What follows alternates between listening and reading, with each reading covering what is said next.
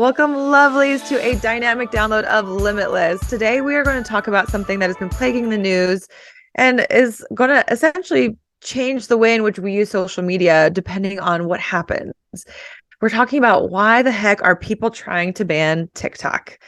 So if you are an avid Limitless listener, you have heard me talk about how TikTok has drastically changed the way we use social media since its popularity rose back in 2020.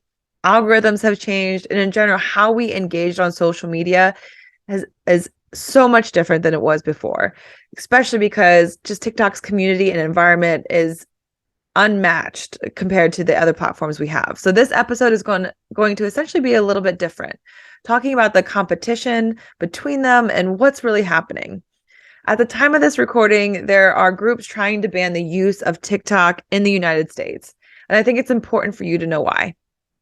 A general argument is that TikTok is owned by a Chinese company. So by default, that means our user data is being used by that government to potentially sow propaganda by downloading our data.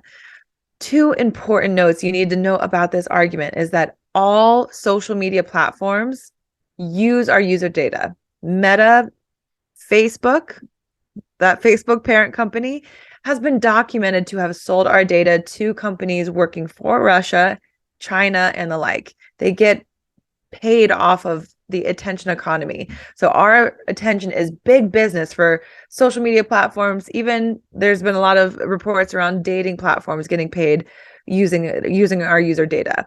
So that's a part of what our current economy is.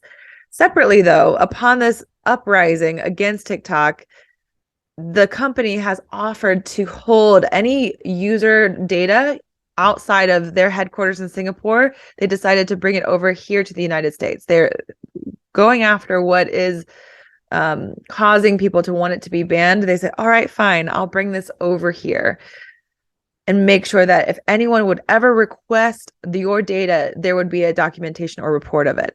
Unfortunately, and even after today, the CEO was in front of Congress, this is seeming to be misunderstood by politicians, or they don't seem to really believe that they will actually put this into place. So it's just been it feels like a lot of arguing for no really good reason.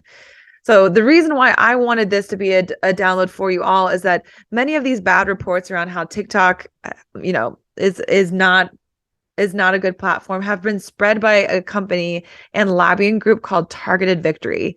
And they are working for Meta, aka Facebook's parent company. So essentially, the companies who have lost their users and their daily engagement are spreading misinformation about this platform that is creating solid competition for them for once in a while, right? We know that Instagram and Facebook have dominated for so long.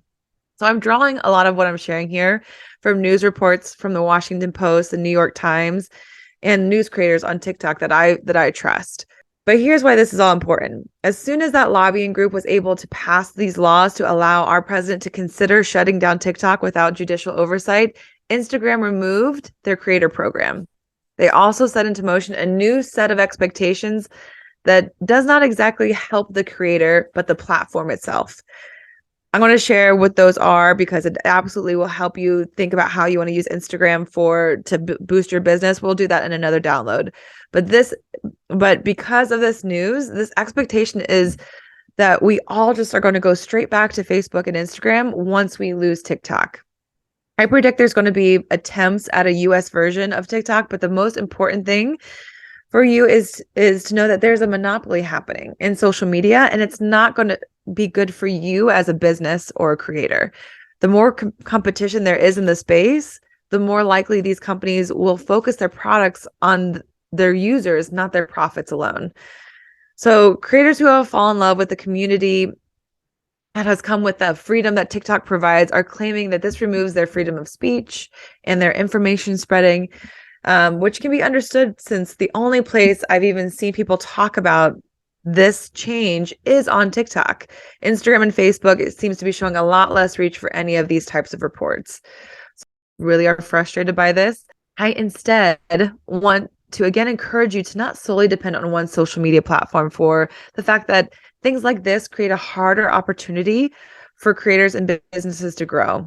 And we only encourage these businesses to rest on their profits instead of enhancing the user experience. I also wanted to draw light on what's true about what's going on in the current social media landscape. And I'll get back to the normal episodes, but please let me know if you knew about this, or if not, what are your thoughts?